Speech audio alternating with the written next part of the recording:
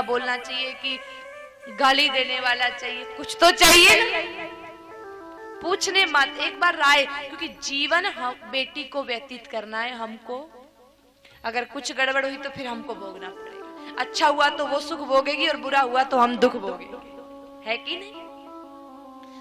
तो अहिल्या जी ने कहा कि मुझे ऋषि जो होते हैं, वन में जो रहते हैं, आश्रम में जो रहते हैं, साधना जो करते हैं, पिताजी ऐसा वर मुझे चाहिए। सारे ऋषियों को बुलावा भेजा, तो अब किससे करवाएं? परीक्षण किया, सबको कहा कि संपूर्ण ब्रह्मांड की परिक्रमा जो करके आएगा अपनी तप शक्ति से, उसको मैं अपनी बेटी दूंगा। सब चले, कोई खड़ाऊ पहन के उड़ गया, कोई चटाई बैठ के उड़ गया, सबकी अलग अलग सिद्धियां थी, उन सब सिद्धियों का प्रयोग हुआ। लेकिन गौतम ऋषि ने क्या किया, जरा ध्यान से सुनना मेरे भाई बहनों। गौतम ऋषि ने देखा एक गौ माता बछड़े को जन्म दे रही थी, बस ब्याती हुई गौ माता की 7 परिक्रमा कर ली, क्योंकि ब्याती हुई गौ माता की परिक्रमा करने से संपूर्ण ब्रह्मांड की परिक्रमा करने का फल प्राप्त होता है मेरे भाई।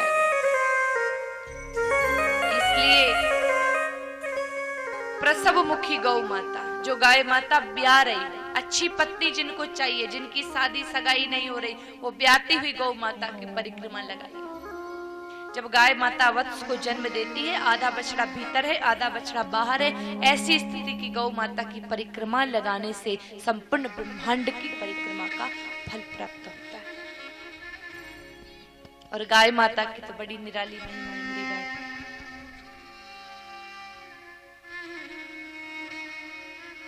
सारी जगह लड़के देख लिए, दीक्षित जी को कोई लड़का पसंद नहीं आया।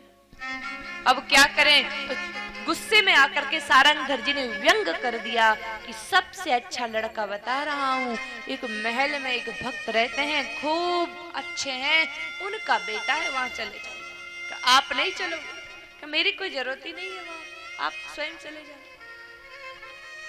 दीक्षित जी अकेले चल पड़े। ऐसा कौन सा घर है? श्वेत रंग का जो मकान है, वहां पर पहुंचे हैं। भक्तराज हरि कीर्तन कर रहे हैं। पहला ऐसा घर है जिसमें जाने के बाद दीक्षित जी को मन को शांति मिली। वातावरण का बड़ा प्रभाव रहता है। आप कभी भी देखिएगा, किसी किसी घर में जाकर के मन अच्छा नहीं होता, बुरा लगता है, गुस्सा आने लगता है, चिड़चिड़ापन बढ़ जाता है, मन अशांत हो जाता है। और किसी किसी के घर में जाकर के देखिएगा, बैठते ही बस ऐसा लगता है कि बैठे रहो, अच्छा लगा, उठने का मन नहीं करता। होता है कि नहीं?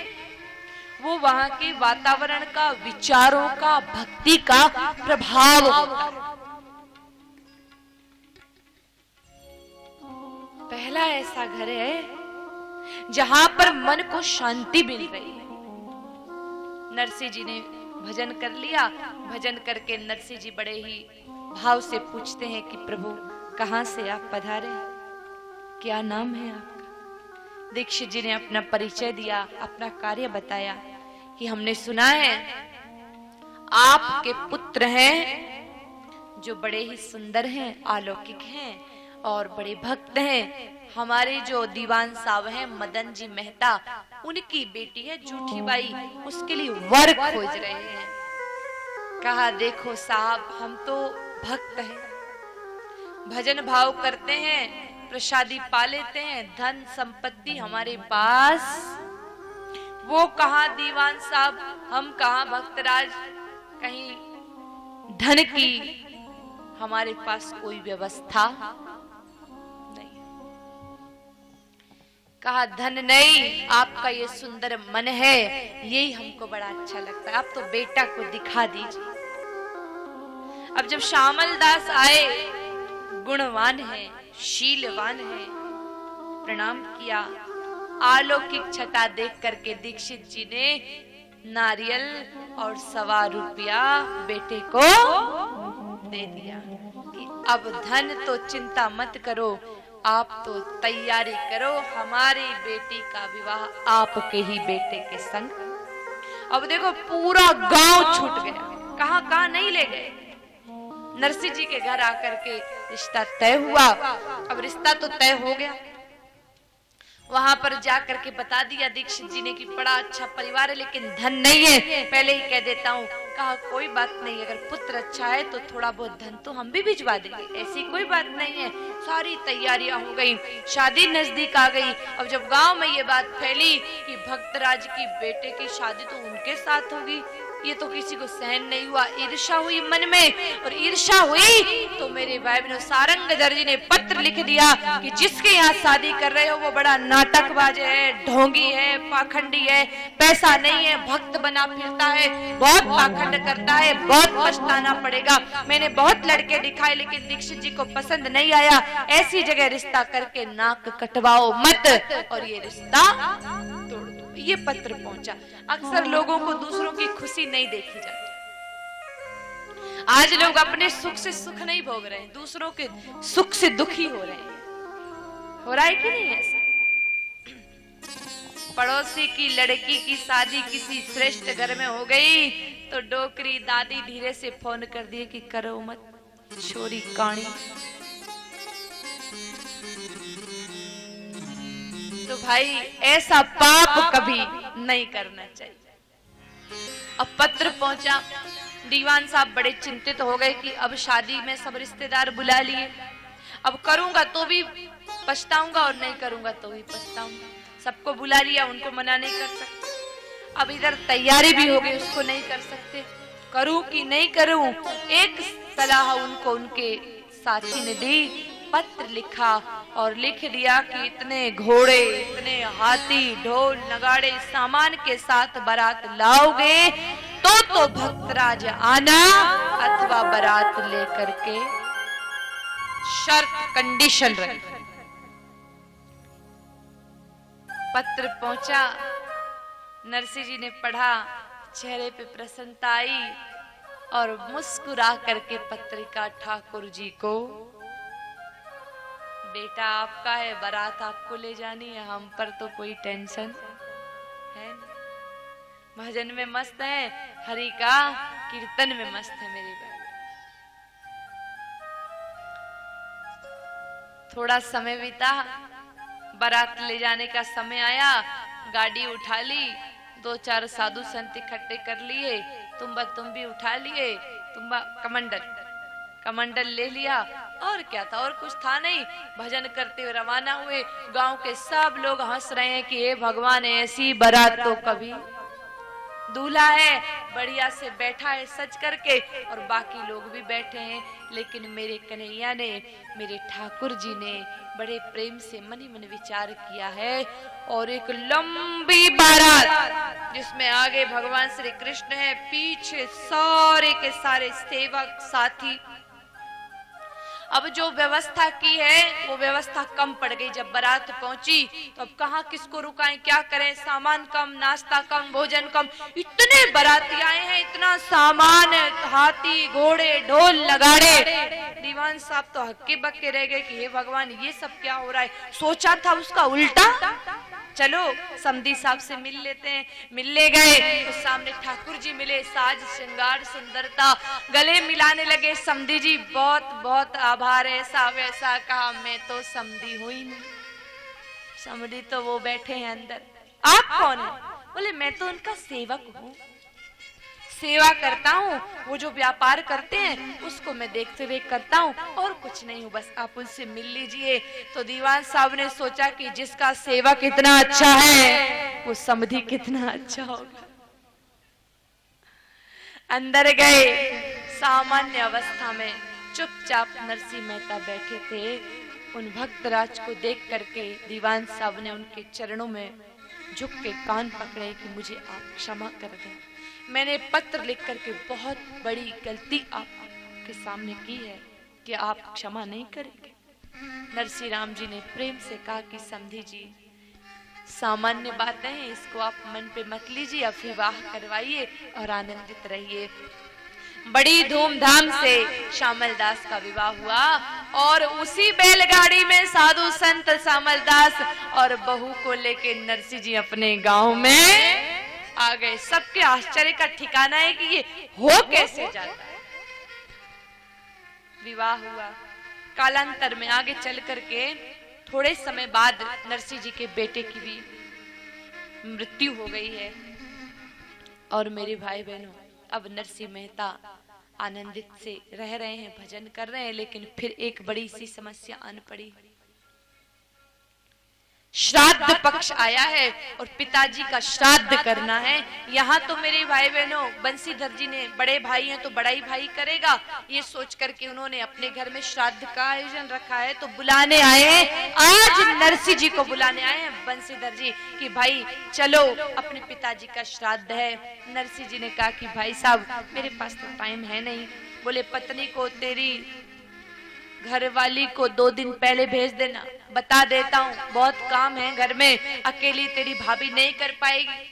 आज नरसिंह जी ने कह दिया कि मेरी घरवाली आपका काम करने के लिए नहीं है, मेरा भजन होता है, साधु संतों का भोजन बनता है, हमारे दोनों के पास समय, मेरी जितनी श्रद्धा होगी अपने पिताजी का श्राद्ध मैं कर दूंगा, मुझसे जो बन पड़ेगा मुझसे हो जाएगा। जरूरी नहीं है कि पूरे गांव को जिमाए। श्राद्ध का मतलब है श्रद्धा, दिखावा नहीं। आप अपने माता पिता के प्रति श्रद्धा अर्पित करेंगे तो आपके बच्चे देखेंगे तो वो जीते जी आपके प्रति श्रद्धावान बने। और श्राद्ध पक्ष में तो मेरे भाई बहनों बड़ी महिमा आती है।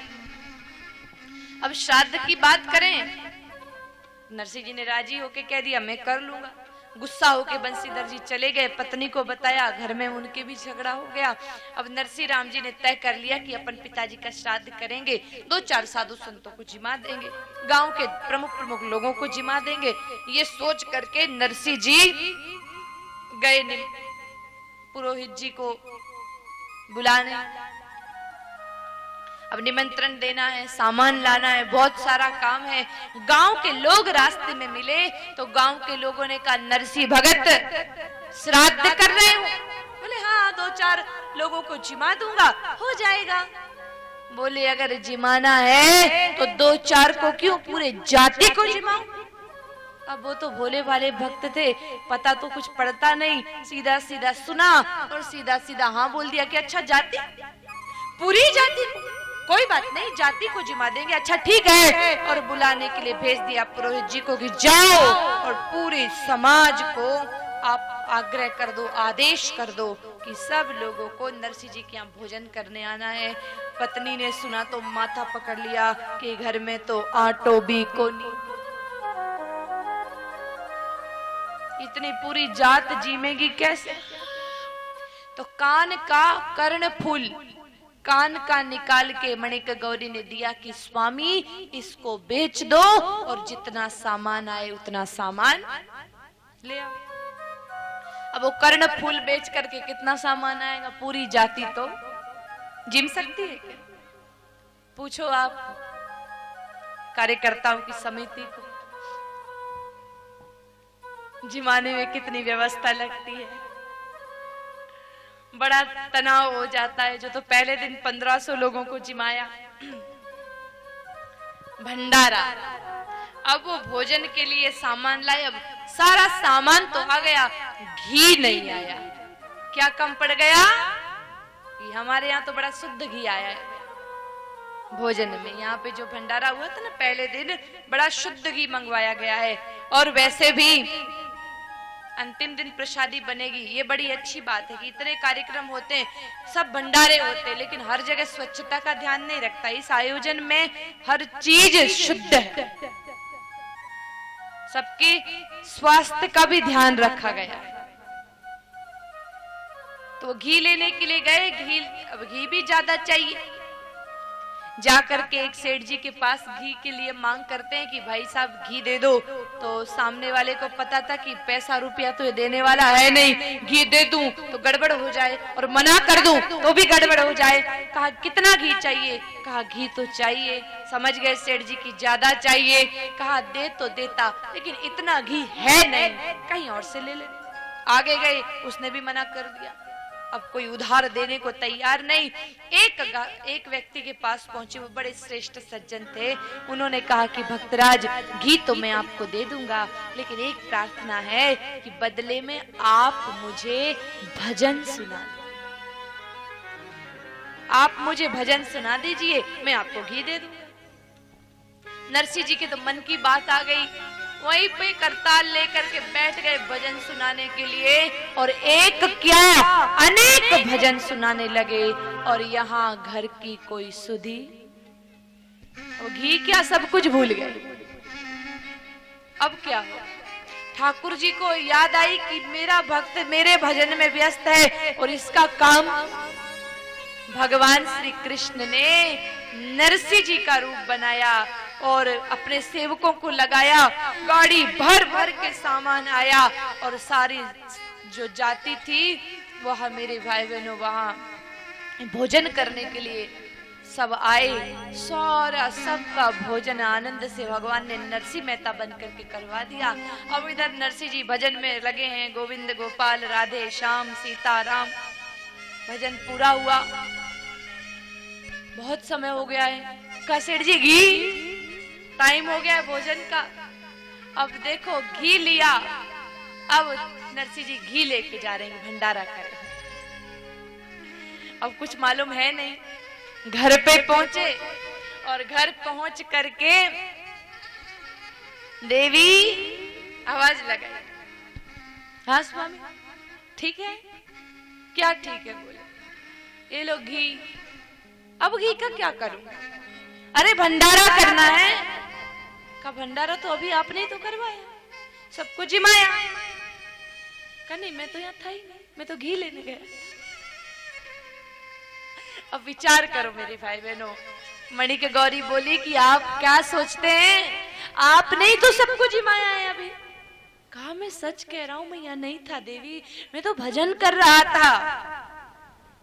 तब दोनों दंपति के समझ में आया, आंखों से आंसू भराए, हे मेरे गोपाल, आज आपने मेरा स्वरूप भी बना लिया मेरा काम बनाने के लिए।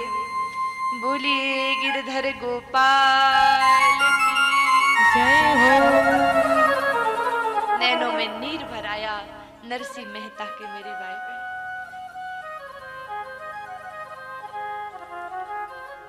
श्राद्ध भी हो गया। नरसिंह मेहता रोज नित्य दामोदर कुंड पर स्नान करने के लिए जाते थे। आज भी वह स्नान करने के लिए गए हैं तो एक भक्त ने उनको आवाज लगाई, भक्तराज आवाज कहां से आई है? चारों तरफ देखा तो एक अंत्यज नीची जाति का व्यक्ति, जिनके घर का लोग भोजन नहीं करना चाहते, पानी नहीं पीना चाहते, जो वर्ण व्यवस्था पहले थी, अब तो बहुत विचार बदल गए हैं लोगों के। और वैसे भी जाति पाति का भेद कर्म के अनुसार था। जाति जो थी, समाज जो था, वर्ण व्यवस्था जो थी, जो कर्म के आधार पर, अगर वर्ण से ब्राह्मण है और कर्म किसी और का कर रहे हैं तो फिर वो पूजनीय नहीं, कर्म प्रधान। लेकिन वो जो व्यक्ति थे उन्होंने कहा कि भक्तराज एकादशी है और एकादशी के दिन हमारा व्रत है, हम चाहते हैं कि आप हमारे घर पे आओ और भजन करो। कहा इसमें विनती करने की क्या बात, जरूर आऊंगा, निश्चित आऊंगा।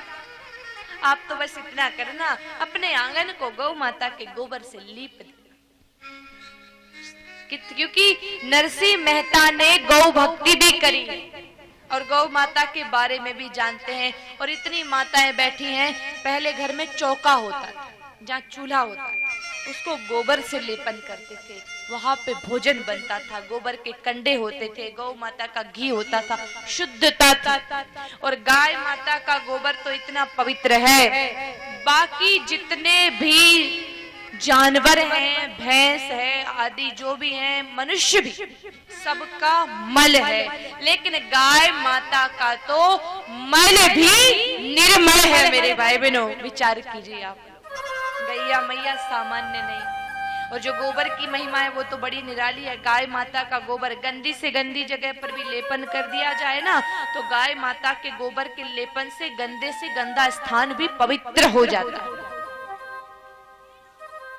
गोबर यानी कि गो माता का वरदान ही गोबर है। कुछ कुछ माताओं की नाक पकोड़े जैसी हो गई गोबर का नाम सुनते हैं, है ना? स्मेल आती है, बदबू आती है। गोबर शुद्ध है, पवित्र है, और गोबर जैसा कुछ भी नहीं, सबसे अच्छा है गोबर। लीपने में, पोतने में तो काम आता ही। गाय माता जी के गोबर में जो ऑक्सीजन होती है, हजारों बीमारियां उससे ठीक होती है। अगर आप वैज्ञानिक तरीके से जानना चाहते हैं तो सामान्यतया वायुमंडल में जो 21% ऑक्सीजन है, लेकिन गौ माता जी के गोबर के कंडे को जला करके राख बना दीजिए तो उस गोबर के कंडे की राख में 46.6% ऑक्सीजन होती है, जो हमारी बीमारियों को ठीक करती है। मेरी माताओं को, बड़े बुजुर्गों को पूछना, कोई बच्चा बीमार होता ना बहुत पहले, तो गोद में उठा करके किसी देवता के मंदिर पे ले जाते थे, वहां पर थोड़ी सी भभूत मिलती थी, उस भभूत को लगाते थे, खाते थे, तो क्या होता था? बीमारी खत्म हो जाती थी। वो गोबर के कंडे की राख का कमाल है मेरे भाई बहन।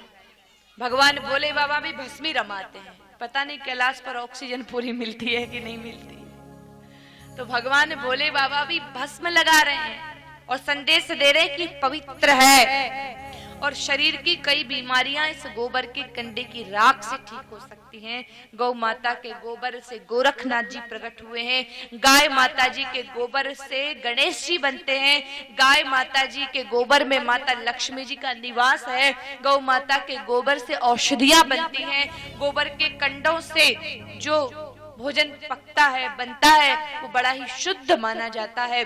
गौ माता के गोबर के कंडे की राख का तिलक मात्र लगाने से भी मेरे भाई बहनों लाभ मिलता है, और गाय माता का गोबर हमें रेडिएशन से बचाता है, इसलिए गोबर को आप साधारण मत समझिए, और गाय माता को ही आप साधारण मत समझिए।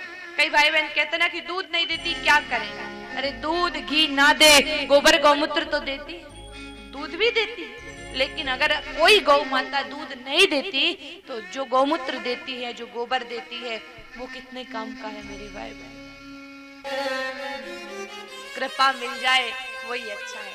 एक एक गौ माता घर में रखो मेरे भाई बहन, थोड़ी थोड़ी जगह बनाओ, थोड़ी पहले दिल में जगह बनाओ, फिर घर में जगह बनाओ, क्योंकि जब तक हृदय में जगह नहीं होगी तब तक घर में जगह नहीं हो सकती मेरे भाई। इसलिए गाय माता जी घर में होना बहुत ही आवश्यक है। आइए समझ लीजिए कि सिर्फ दूध दही नहीं, गौ माता कृपा के लिए चाहिए, ठाकुर जी से मिलन के लिए चाहिए। मात मेरी गौ मात मेरी, प्रयास करें इसको समझने का, एक आग्रह है। हे माँ, हम अब तक भूल हुई कोई बात नहीं, क्षमा मांग लें, अब तक भूल हुई चलेगा, अब सेवा आरंभ कर दे। मात मेरी गो मात मेरी, मात मेरी कृपा रखियो सदा गो माता, चरणों में शीश झुका करूं मैं तुमको वंदन, आ गया मुझको आनंद, करूं मैं तुमको वंदन, आ गया मुझको आनंद। मात मेरी गो मात मेरी, सारी सेवा करके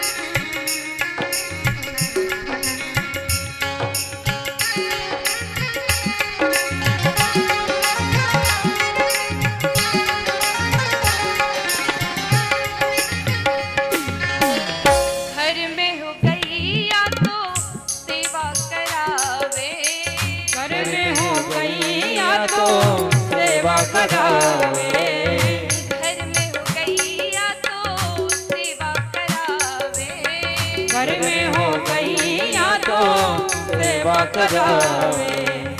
दूध दही घी नाही सही मेरे प्यारो, दूध दही घी नाही सही मेरो प्यारो। दर्शन है देवों का चरण की रज है चंदन, चरण की रज है चंदन। आ गया मुझको आनंद, करूं मैं तुमको वंदन। आ गया मुझको आनंद, करूं मैं तुमको वंदन। आ गया मुझको आनंद। मात मेरी गौ मात मेरी,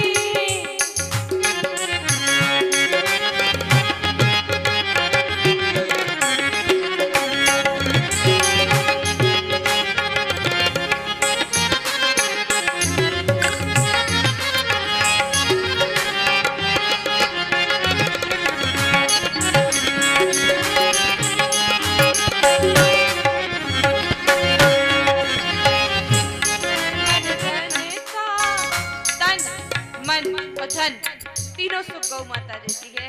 तन सुख भी, धन सुख भी और मन सुख भी सब कुछ गौ माता से प्राप्त हो सकता है। और हरि की प्राप्ति भी गौ माता से हो सकती है और वैतरणी पार भी गौ माता ही।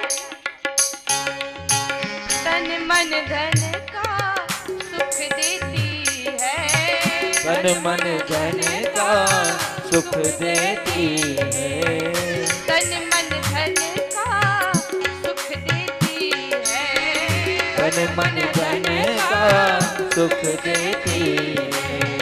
कृष्ण को पाने का गौ माता है साधन। ओ कृष्ण को पाने का गौ माता है साधन।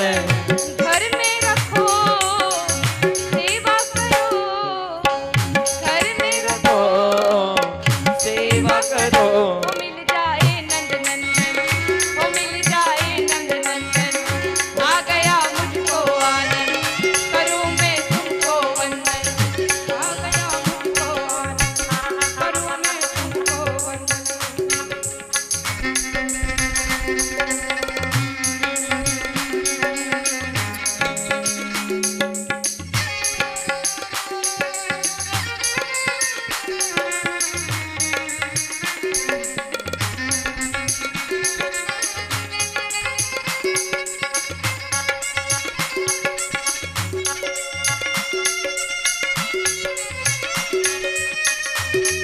श्री राधे आए हो।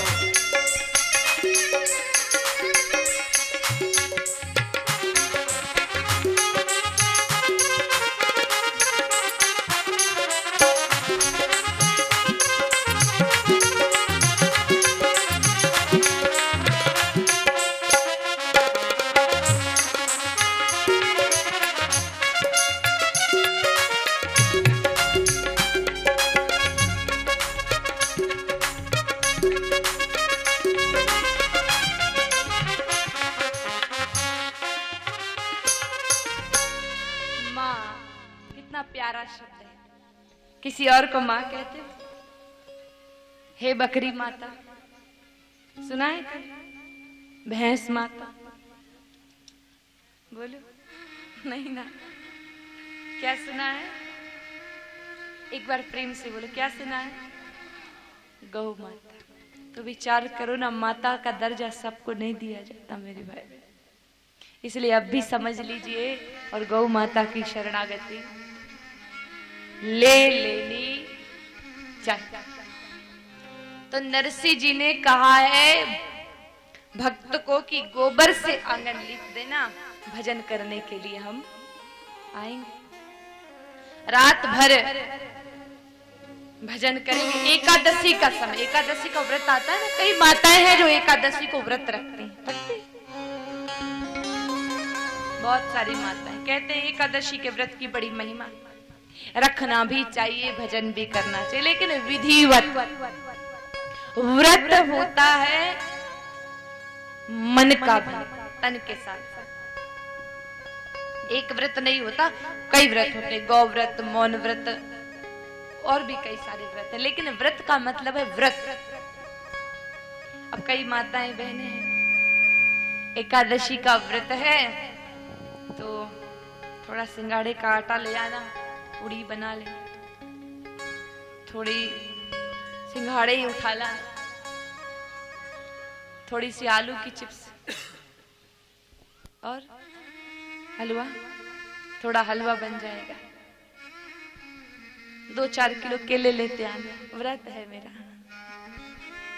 कितनी अच्छी एकादशी करते हैं आप लोग। एकादशी के दिन जो व्रत हो, व्रत जिस दिन हमारा है उस दिन हमारे हिस्से का भोजन किसी गरीब को, किसी श्रेष्ठ ब्राह्मण को या गौ माता को प्रदान करें। और जिस दिन व्रत है उस दिन पूरा व्रत रखें, थोड़ा मौन व्रत भी रखें। खाली भूखे रहने से कुछ नहीं होगा। उस दिन किसी की निंदा नहीं करें, निंदा तो वैसे भी नहीं करनी चाहिए। मौन रह करके ईश्वर का ध्यान करें, श्रेष्ठ सात्विक शुद्ध वस्तु खाएं और अपने जीवन को धन्य बनाए। तो एकादशी का व्रत था, उस दिन भजन हुआ। लेकिन ये बात पूरे के पूरे नगर में फैल गई है कि आज तो भक्तराज ने बड़ा गजब कर दिया। किसी अंत्यज के यहाँ पे, नीची जाति के यहाँ पे जाके बैठा रहा, पूरी रात भर हमारे ब्राह्मणों का कुल बर्बाद कर दिया इसने। बिना नरसिंह मेहता को बताए वहीं पर लोगों ने मिलजुल करके, और मेरे भाई बहनों, नरसिंह मेहता को जात से बाहर, समाज से बाहर कर दिया। ये बात नरसिंह जी को पता ही नहीं थी। नरसिंह जी तो मन में बड़े मस्त थे। अब ये बात ठाकुर जी को पता चल गई। ठाकुर जी भगवान अपने भक्त का अपमान तो नहीं सह सकते।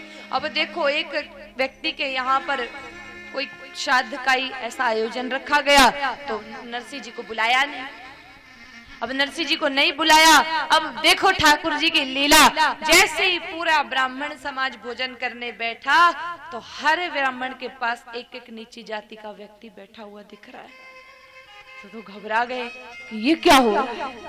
ये मेरे कन्हैया जी की लीला थी। नरसिंह जी को नहीं बुलाया। इस चक्कर में अब एक श्रेष्ठ अनंत राय नाम के एक ब्राह्मण थे, उन्होंने कहा कि ये भक्त का अपमान करने का परिणाम है, फिर से भक्तराज का सम्मान किया जाए, उन्हें समाज में लिया जाए। उन्होंने फिर यही निर्णय लिया और भक्तराज को बुलावा भेजा। भक्तराज को तो कुछ भी मालूम, ठाकुर जी सारी चिंता कर लेते। आइए अब चलते हैं। मैं मुख्य प्रमुख है जिस कथा को सुनने का आपको उत्सुकता है, मायरा सबके मन में है। तो ये जो मायरा है, नरसिंह जी की जो बेटी है कुंवर बाई, उनके मेरे भाई बहनों उनसे बड़ी ही सुंदर जुड़ी हुई कथा है कि वो ससुराल में है। ससुराल में नरसिंह जी के जो बेटी है वो दुखी तो है ही, लेकिन अभी उनके परिवार में एक उत्सव है। बेटी की जो बेटी है उसका विवाह रचने वाला है, विवाह होने वाला है, इसलिए सब लोगों को निमंत्रण दिया जा रहा है और वर्णन आता है मेरे भाई बहन। अब यहाँ से बड़ी सुंदर मारवाड़ी आपको सुनने को मिलेगी। नरसिंह जी री टीकरी ने नानी बाई नाम जी, नरसिंह जी री टीकरी ने नानी बाई नाम,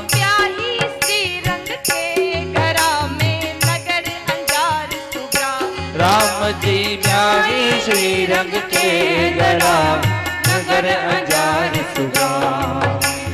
जासुसुता के लगन को श्री रंग कियो उछाव, राम जी जासुसुता के लगन को श्री रंग कियो उछाव। न्यों तो सकल बिरादरी ने नागर कुल रो, राम जी न्यों तो सकल बिरादरी ने नागल कुर्रोगा।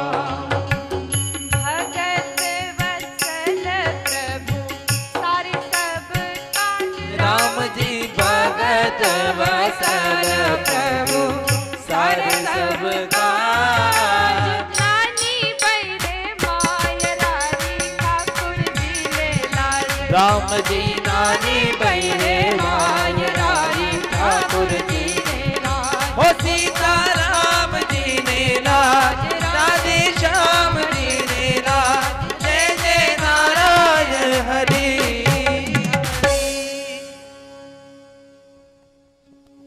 कुंवर बाई नानी बाई जो है नरसिंह जी की बेटी है, उनकी बेटी के विवाह का न्योता भेजा जा रहा है। कन्या मेरे भाई बहनों, एक भक्त की बेटी है जिनके पास धन नहीं है, इसलिए उनका कोई सम्मान नहीं होता परिवार में। सासू, ननद, जेठानी, देवर सब ताने सुनाते हैं। अब जब लगन पत्रिका लिखी जा रही, जो लगन पत्रिका जहां जहां भेजनी है वो लिस्ट बन रही है, पर्ची बन रही है, सूची तैयार हो रही है, तो अब किस किस को बुलाएं और सबसे पहले किसको बुलाएं? तो भाई सबसे पहले तो जो बेटी जिसकी शादी है उसके ननिहाल पक्ष को निमंत्रण जाना चाहिए, माँ के पियर में, माँ के मायके में। तो कुंवर बाई की दादी सासू जो है वो बोली कि भाई नाक कटवानी हो तो बुलाओ और नहीं तो रहने दो। उसको तो नहीं बुलाएगा, नाचता है, कूदता है, मांगता है, फिरता है इधर उधर और कुछ लाएगा तो है नहीं मायरे में, इज्जत और खराब कर देगा, इसलिए उसको तो नहीं बुलाएगा। फिर किसी ने बोला कि भाई बुलाना तो पड़ेगा, बुलानो तो पड़े सी। तब सब परिवार ने मिलकर योजना बनाई। डोकरी, दादी सासू, कुंवर बाई की सासू सब मिलके बोली कि इतो सारो मायरो लिख दो कि मायरा की लिस्ट देख कर वठे रह जासी अठे आसी को। मायरे की इतनी पर्ची इतनी बड़ी बना दो, इतना सामान लिख दो कि लिस्ट देख के घबरा जाएगा, निमंत्रण भी चला जाएगा और आएगा भी। सारे सब मिल करके बैठे मायरा लिखने के लिए। अब देखो क्या मायरा लिख रहे हैं मेरे भाई बहनों, कागज मंगवाया है, दवा जो लिखने की होती स्याही वो मंगवाई है और सब मिल करके मायरा लिख रहे हैं। सासू, ननद और देरानी जेठानी सब मिल बैठी आए। सासू, ननद और देरानी जेठानी सब मिल बैठी आए। बात कलम कागज मंगवाया, लेखक लियो बुलाए। राम जी द्वात कलम कागज मंगवाया, लेखक लियो बुलाए। कागज में मायरा लिख रहे हैं। क्या क्या लिख रहे हैं? एक दो सामान नहीं मेरे भाई बहन, एक दो सामान, छोटे से लेके बड़ा और बड़े से लेकर के बड़ा, इतना सामग्री, इतना सामान नरसिंह जी के लिए मंगाने के लिए लिखा जा रहा है। 25 मण लिखो सुपारी, 25 मण रो। 25 मण लिखो सुपारी, 25 मण लो जी। 25 मण लिखो कलेवो और मेवारी बोरी। राम जी 25 मण लिखो कलेवो और मेवारी बोरी। 80,000 तो मोहरा लिख दो। क्या क्या मांग रहे हैं मेरे भाई बहन? 80,000 तो मोहरा लिख दो, साल दो साला कापड़ा। 80,000 तो मोहरा लिख दो, साल दो साला कापड़ा। कटा करे नरसिंह ब्याई, बख्तवर छे बापड़ा। कक्का करे नरसिंह ब्याई, बख्तवर छे बापड़ा। भगत वत्सल प्रभु। ताली की सेवा देते हुए ये सभी। राम जी भगत वत्सल प्रभु, सारे सबका नानी बैरे मायरा, ठाकुर जी ने लाज। राम जी नानी बैरे मायरारी, ठाकुर जी ने लाज। सीता राम जी ने लाज राधे, श्याम जी ने लाज। जय जय नारायण हरि। बोलिए बंसी वाले की जय हो। अभी तो बहुत लंबा मायरे की चिट्ठी है, लेकिन समय आगे अनुमति नहीं देता। जो कथा है मायरे की, कल मायरा भरा जाएगा। कल मायरे में देखिए सभी जगह हमारे यहाँ तो जो मायरा भरा जा रहा है वो सामान्य नहीं। अब तक कई मायरे हुए हैं, आपने देखे हैं, सुने हैं, लेकिन जो वास्तविक मायरा है, जो यहाँ पर सामूहिक लग्न हो रहा है, सर्व जातीय सामूहिक विवाह गरीब कन्याओं का, वास्तव में यहाँ पर जितने भी कन्याओं का विवाह होना है, हमारे यहाँ जो समिति है, जो गर्ग परिवार है, वो सब मिल करके और पूरे गांव वाले भी साथ देते हैं। वास्तव में यहाँ पर सचमुच का मायरा एक नहीं 11 बेटियों का विवाह होने जा रहा है मेरी भाई बहन। वास्तव में अद्भुत सामग्री, बड़ा सामान मंगाया गया है और आप सबको हमको मिलकर के दूसरी जिम्मेदारी है कि कथा में अब ये गौ महिमा मई नानी बाई का मायरा है कि गौ माता की महिमा भी हम सुन रहे हैं, तो वहां तो मायरा भरेगा। आज गौ माता को भी बड़ी आवश्यकता है, इसलिए हम जो मायरा भरेंगे उसमें आपको जो सामान आप जोड़ों को देंगे वो तो आप 8 तारीख को लाएंगे। जो भी है, चूड़ी है, बिंदी है, साड़ी है, पेटी है, जो देना है, कल के मायरे में आपको अपने घर से क्या लाना है? गुड़ थोड़ा सा, जिसके पास ज्यादा है वो 10 किलो की बोरी रख देना। अनाज थोड़ा सा, 1 मुट्ठी भी गेहूं लाना, बाजरा लाना, जो है घर में वो जो गौ माता खा सकती है। 1 मुट्ठी लाओ, आधा किलो लाओ, 1 किलो लाओ, 10 किलो लाओ, 50 किलो रखवाओ, वो आपकी इच्छा है।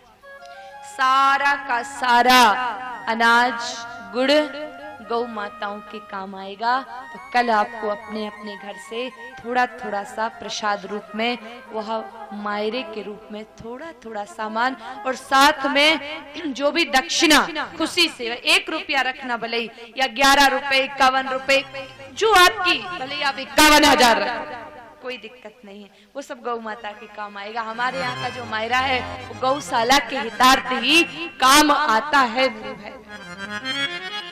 अपने अपने घर से थोड़ा थोड़ा सामान सब लेकर के आएंगे और बड़ा ही सुंदर कल आयोजन होना है। तो अकेले नहीं, सबको लेके आए, क्योंकि सरमथुरा में प्रथम बार ऐसा आयोजन होगा। तो सबसे प्रार्थना है कि सबको लेकर के आए। आगे यह है जो थोड़ा सा समय हमारे पास बचा है, आदरणीय महाराज श्री से प्रार्थना करते हैं कि हम तो बिना गैर की गाड़ी है चलती, आप अपने ज्ञान से, अपने जीवन के अनुभव से हमें मार्गदर्शन दें। क्योंकि महाराज श्री का जीवन 10 वर्ष तक गृह त्याग करके गौ सेवार्थ रहा है। संपूर्ण भारत का भ्रमण महाराज श्री ने किया है। ऐसे कोई गौशाला नहीं है जहां महाराज श्री नहीं गए हैं, ऐसे कोई वक्ता नहीं है, गौ भक्त नहीं है जो प्रसिद्ध हैं, जुड़े हुए हैं, उनसे महाराज श्री नहीं मिले हैं। सब कुछ देख सुन करके अभी भी गौ सेवा में आप लगे हैं। जीवन में कभी धन इकट्ठा नहीं किया, कभी कुछ इकट्ठा नहीं किया मेरे भाई बहनों, सब कुछ समर्पित किया है। जो आया वो सेवा में लगा दिया।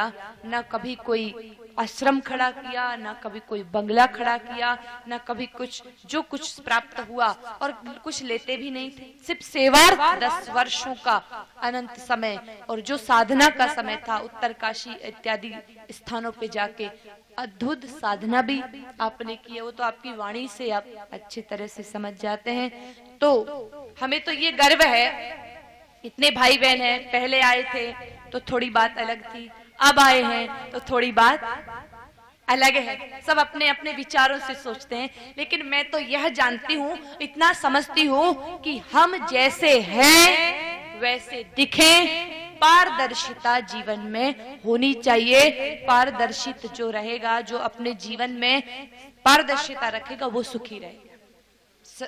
ये है।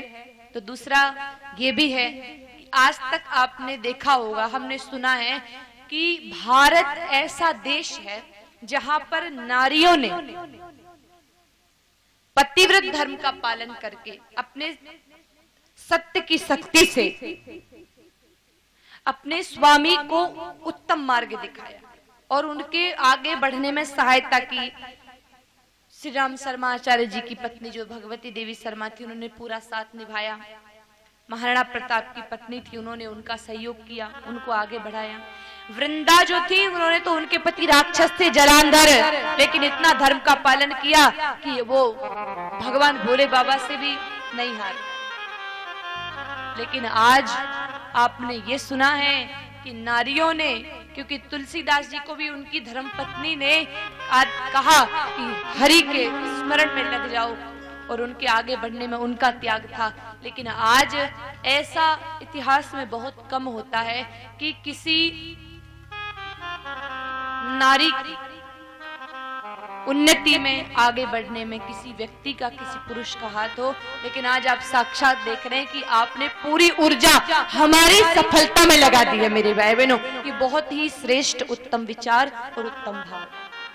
तो हमारा जो काम है वो आपका काम है, आपका जो काम है वो हमारा काम है। पहले अकेले चलते थे, अब जुगल जोड़ी होकर के साथ चल पड़े हैं। अब पहले एक से काम चलता था, अब दुगनी शक्ति के साथ चल पड़े हैं। ऐसा मत सोचना कि गृहस्थ आश्रम में प्रवेश कर लिया तो मार्ग छोड़ दिया। मार्ग था, मार्ग है, मार्ग रहेगा। जीवन गौ माता के लिए था, गौ माता के लिए है और सदैव गौ माता के लिए समर्पित रहेगा। प्रार्थना महाराज श्री से कि आप अपनी अमृतमयी वाणी से हमें लाभान्वित कराएं। राम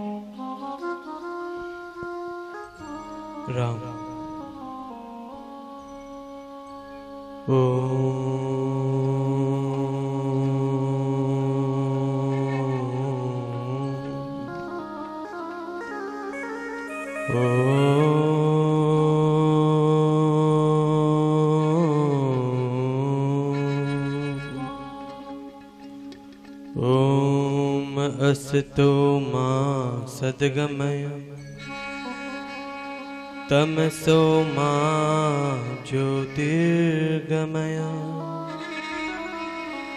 मृत्योर्मा अमृतं गमय। बोलिए सर्वदेवमयी गौ माता की जय। कृष्ण कन्हैया लाल की जय। पवित्र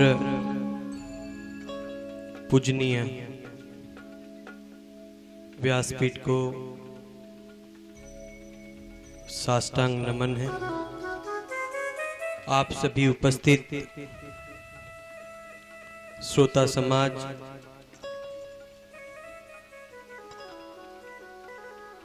आप सभी को भी प्रणाम है।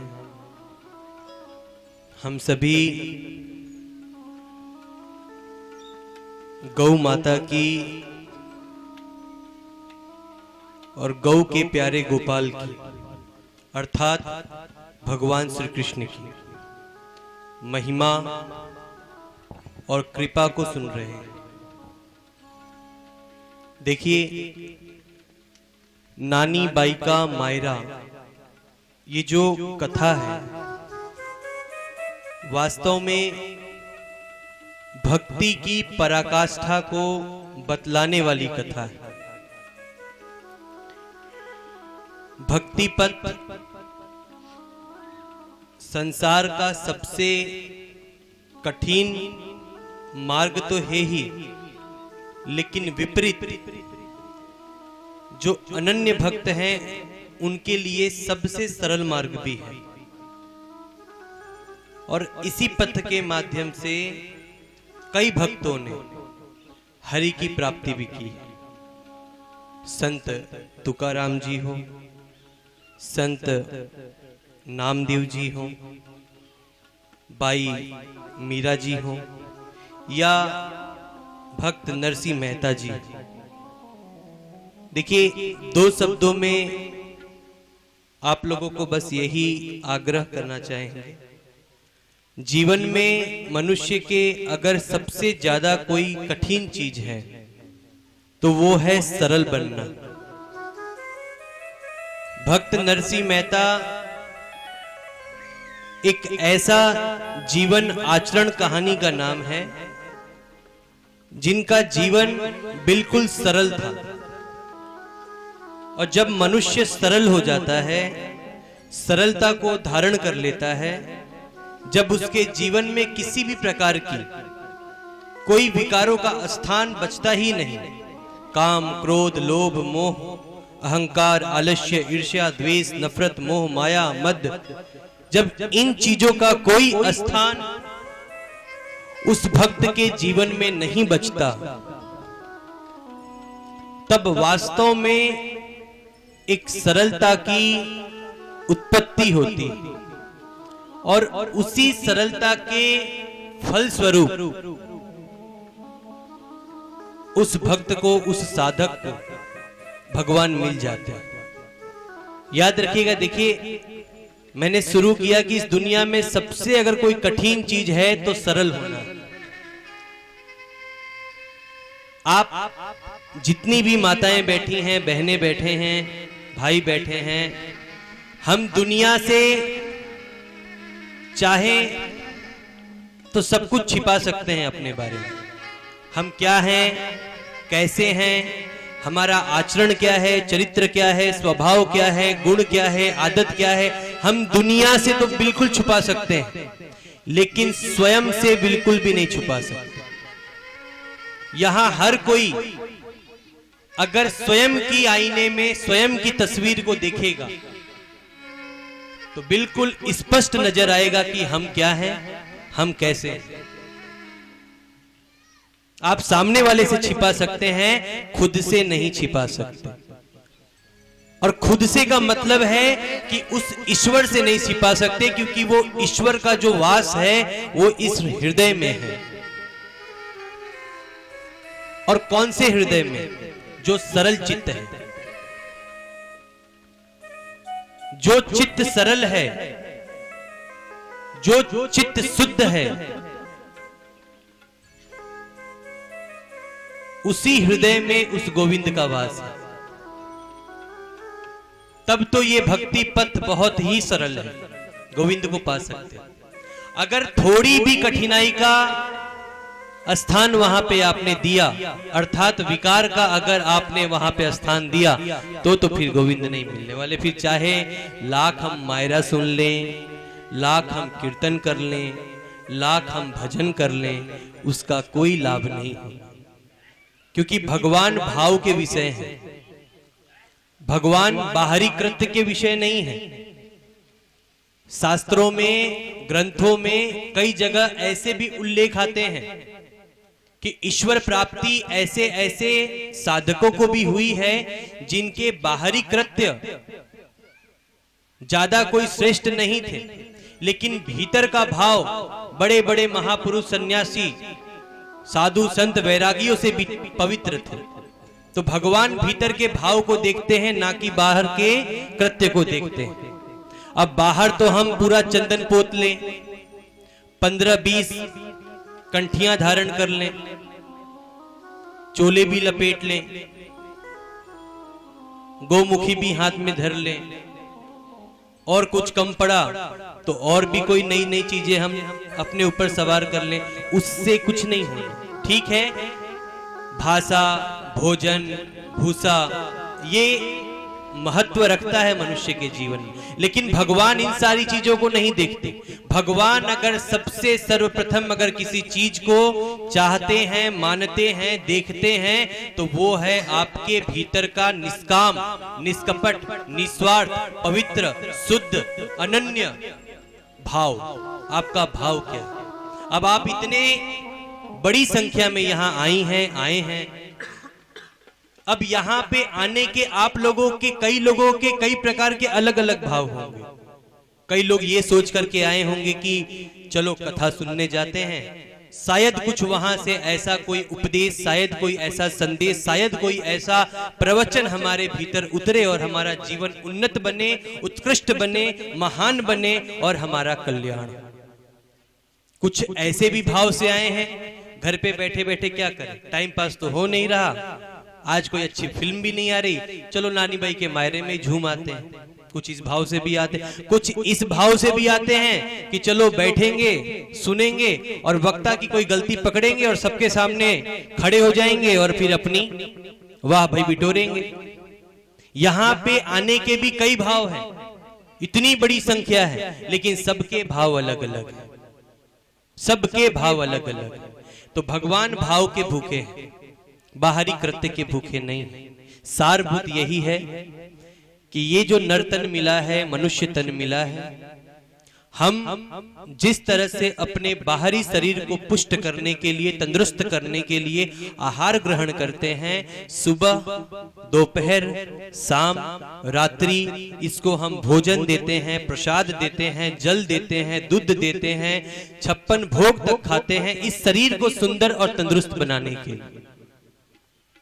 जब अच्छी अच्छी चीज खाते हैं तो सुंदर शरीर बनता है, सुंदर त्वचा बनती है और हम सुंदर दिखते हैं। लेकिन तन के साथ साथ मन को भी सुंदर बनाना है, क्योंकि तन तो बाहर से दिख जाएगा, स्वस्थ होगा या अस्वस्थ होगा, बाहर से तन दिख सकता है। अस्वस्थ मन होगा और अस्वस्थ तन होगा तो दोनों में से एक ही चीज नजर आएगी, तन। बाहर से दिखने वाली जो चीज है वो तन है। अगर बीमार होगे तो देख के पता चल जाएगा कि ये व्यक्ति बीमार है, अगर आप स्वस्थ होंगे तो देख के पता चल जाएगा कि ये व्यक्ति स्वस्थ है। लेकिन मन नहीं दिखता, मन दिखता है मनुष्य के आचरण में। अगर आपसे आपका परिवार परेशान है, बेटे से पिता परेशान है, पिता से बेटा परेशान है, बहू से सास परेशान है, सास से बहू परेशान है, बेटी से माँ परेशान है, माँ से बेटी परेशान है, भाई से बहन परेशान है, पड़ोसी से पड़ोसी परेशान है, रिश्तेदार से रिश्तेदार परेशान है। आपके द्वारा किए गए आचरण से आपके मन की स्थिति का पता चलता है। अगर अस्वस्थ मन होगा तो वो मन अशांति फैलाएगा, द्वेष भावना फैलाएगा, क्रोध भावना फैलाएगा, अहंकार रूपी कई सारे विकार दिखाएगा। ये अस्वस्थ मन का लक्षण है। तो तन को तो स्वस्थ करने के लिए हम बहुत सारी सुंदर सुंदर चीजें खाते हैं, लेकिन इस मन को शुद्ध करने का अगर कोई एक श्रेष्ठ मार्ग है तो केवल केवल केवल निष्काम, निस्वार्थ और निष्कपट भाव से भगवान की सरलता पूर्वक भक्ति। और जब हम सरलता पूर्वक भगवान को समर्पित हो जाते हैं तो जैसे नरसिंह मेहता का रूप धारण कर भगवान श्री कृष्ण ने उनका हर एक कार्य संपन्न किया और अंतिम में उनका उद्धार किया, वैसे हमारे भी हर कार्य वो संपन्न कर सकते हैं और हमारा भी उद्धार कर सकते हैं। तो उपस्थित सभी माताओं, बहनों, भाइयों से यही आग्रह कि कथा से हम सभी लोग सरलता धारण करें, अपने भीतर के विकार को मिटाएं और अपने भीतर गुणों का स्थान बनाएं और परमात्मा से यही प्रार्थना करें कि विकार दूर कर हमारे भीतर सद्भावना उत्पन्न करे और हमारा जीवन उन्नत बने।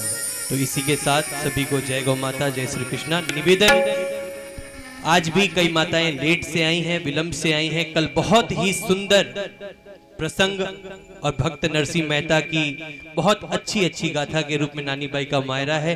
कल बिल्कुल सही समय 1:30 बजे आप सभी यहाँ पहुंच जाएं, क्योंकि 1:45 बजे से कथा शुरू हो जाएगी। और माताओं को धन्यवाद। कल माताओं को कहा गया था कि एक एक माता अपने साथ 5-5 माता लाएंगी। मैं ये नहीं पूछूंगा कि कौन कौन लाई हैं, लेकिन मुझे विश्वास है संख्या देख करके इतनी भारी संख्या इस बात का संकेत है कि जरूर कुछ न कुछ माताएं अपने साथ 5 तो नहीं लेकिन 2-2 माता, 3-3 माता को लेके आई हैं। निवेदन, कोशिश करें कोई भी वंचित ना हो सर मथुरा का। इस कथा से, इस ज्ञान रूपी चल रहे यज्ञ से सभी को कुछ न कुछ इस कथा के द्वारा प्राप्त हो, इसीलिए कल अधिक से अधिक संख्या में आप अपनी उपस्थिति दर्ज करवाएं। इसी के साथ आप सभी को बहुत बहुत धन्यवाद। आरती के लिए जो जोड़े तय किए गए हैं कार्यकर्ताओं के द्वारा, वह सभी खड़े हो जाएं और आप सभी लोग भी आरती के लिए अपने अपने स्थान पे खड़े हो जाएं। राम, कल जो भी है अपने अपने श्रद्धानुसार, सामर्थ्यानुसार गुड़, गेहूं बाजरा गौ माता के हितार्थ, गौशाला के हितार्थ लेकर के उपस्थित रहें। जो भी आप राशि लाएंगी वो कल झोली घुमाई जाएगी गौ सेवा के हितार्थ। यही गौशाला में जो काम आना है, मायरे का जो भी धन एकत्रित होगा वो गौ सेवा के हितार्थ ही जाएगा। तो सब कुछ न कुछ लेकर के उपस्थित रहेंगे। जोड़े जो है वो सिर्फ जोड़े जोड़े मंच की ओर आ जाएं, जो जोड़े से उपस्थित हुए हैं।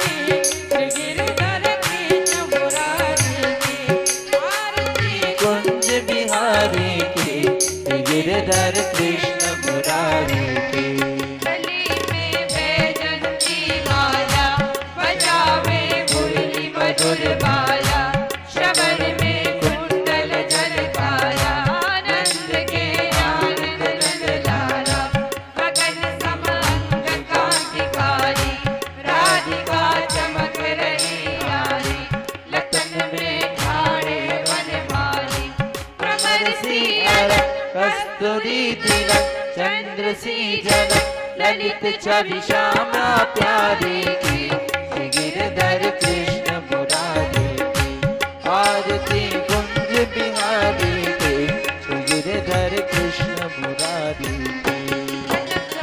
मोर मुकुट बिंद से देवता दर्शन को तरसे, गगन सो सुमन राशि बरसे। बजे मुरचंग मधुर मृदंग वालिनी संग, अतुल रति गोप कुमारी की, गिरधर कृष्ण मुरारी की। आरती कुंज बिहारी की, गिरधर कृष्ण मुरारी की। जहाँ से प्रकट भई गंगा, सकल बलहारिणी श्री गंगा। स्मरण से होत मोह भंगा, वशी शिव श्री जटा के दी, हरे अग की चरण छवि श्री बनवारी के, गिरधर कृष्ण मुरारी के। आरती कुंज बिहारी के, गिरधर कृष्ण मुरारी की। चमकती उज्ज्वल तट रेणु, बज रही वृंदावन वेणु। चहुँ दिस गोपी ग्वाल धेनु, हसत मृदुवत चांदनी चंद, कटत भव पद पेर सुनो दीन भिखारी की, गिरधर कृष्ण मुरारी की। आरती कुंज बिहारी के, गिरधर कृष्ण मुरारी की। आरती कुंज बिहारी के, गिरधर कृष्ण मुरारी की। कर्पूर गौरम करुणावतारम, संसार सारम सदा वसंतम हृदयानि निर्दे,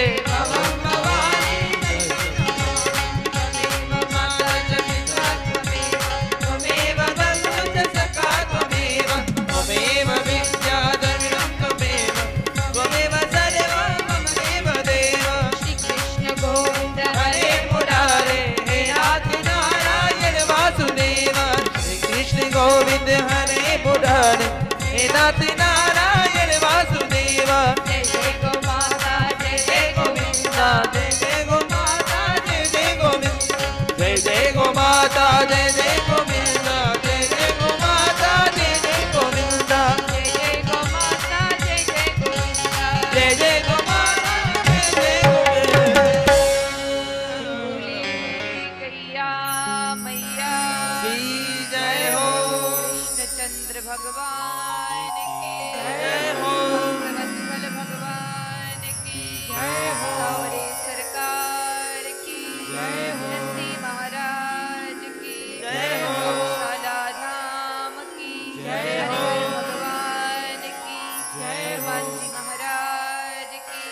महाकाल बाबा की जय, राज महाराज की आज के आनंद की जय हो।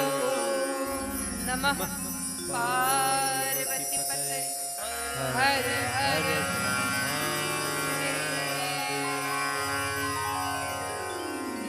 सभी यात्री ले ले समय पे कल 1:30 बजे ही यहाँ पे उपस्थित रहें। श्री राम।